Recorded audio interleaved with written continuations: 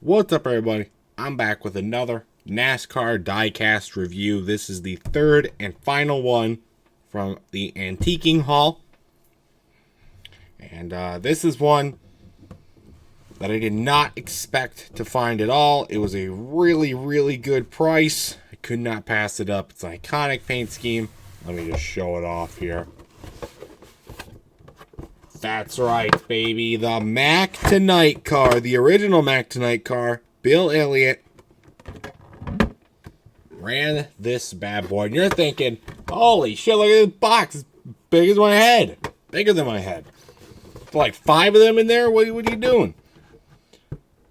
I don't know why it's so big. There is only one in here. I did have to undo some screws, and I had to do some stuff. And you'll see why there were screws. It was not normally why there's screws, but there was some stuff in there I didn't need, and so there is only one of them in there. I don't know why the box is massive. They had 2 of them at the antique store we were at.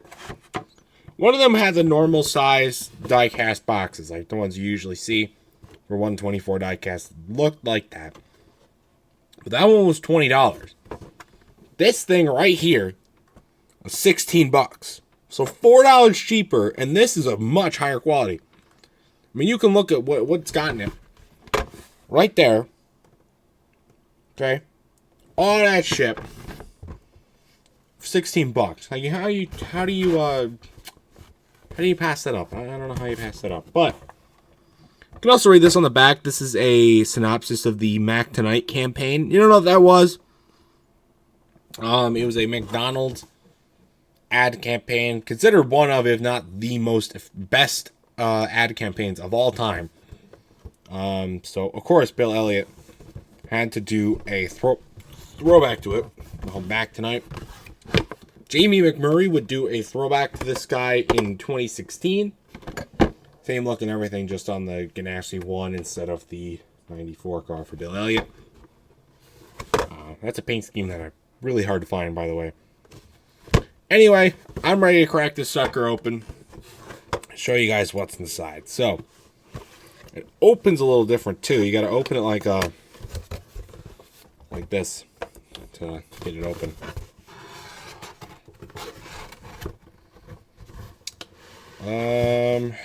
Before I show you the actual diecast, this is the certificate of authenticity for the diecast. It's not in the best condition, but it is a certificate of authenticity, so that's cool. Glad that's there. They don't do this anymore, the certificate of authenticity. I wish they did that. But you know, they gotta save money somehow. Or scam you. I don't know. Get that giant box out of the way. And there we go. I mean, look at this. You get the whole stand. There's Bill Elliott's signature on it. It's not actually signed. It's engraved on there. But you get a stand, a nice case, in the big-ass box for $16. Now, this does open. So you had screws on the bottom because it's supposed to be screwed on. I took the screws off because I don't know. I just didn't want them on there. But that's why I had to take the screws off. Not because it's bullshit reasons.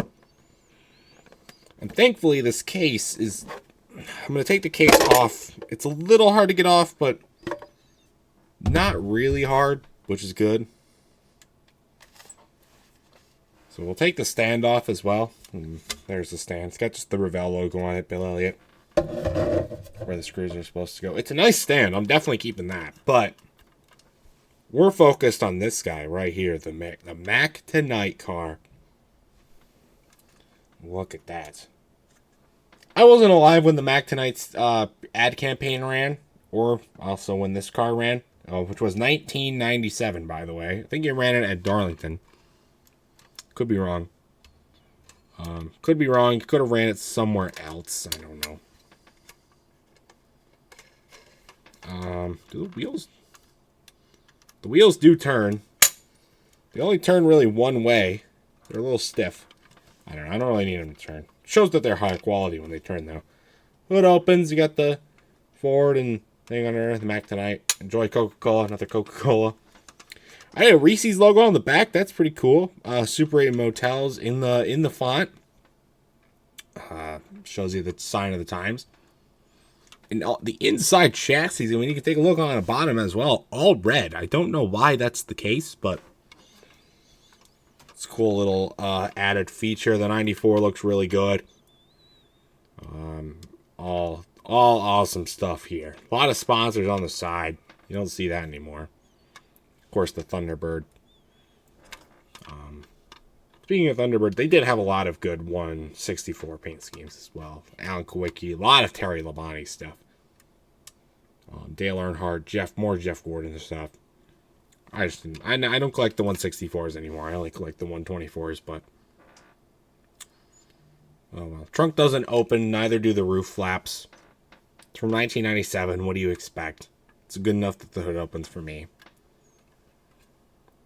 This chassis is not in the best condition. I mean, look at the gap between it and the door. I don't know. It's still in a good shape for me. For what it is. I mean, it's $16. You get the stand, you get the big box. What do you really expect? It's still in really good condition. I don't know if I'm going to display it. I'm not the biggest Bill Elliott fan. I don't hate Bill Elliott. I like him, but I don't really like him. It's like my favorite driver, but alas, it is still a beautiful paint scheme. So, easy 10 out of 10 for me on this one. Iconic scheme nonetheless, and I'm glad to have it in my collection. And it's going to be really awesome. So, if you've got this car or you've got the Jamie McMurray 2016 throwback that he ran, I'd love to know your thoughts on either of those in the comment section down below. And where did Bill Elliott run this at, too? Was it Darlington? Or am I just thinking of the throwback race? I might be just thinking of the throwback race. But that's going to do it, though, for this video and this diecast review. Stay tuned for much more amazing content. This and the other two that the last two diecast reviews I showed off, those will all be featured on episode 38 of the Talkin' NASCAR podcast. You can go check that out. And I'll show those off and talk about them a little bit more in depth. So you can go check that out. Because that'll probably already be up by the time this video comes out. So, but again, stay tuned for much more amazing content. And until next time, I will see you guys later. Goodbye.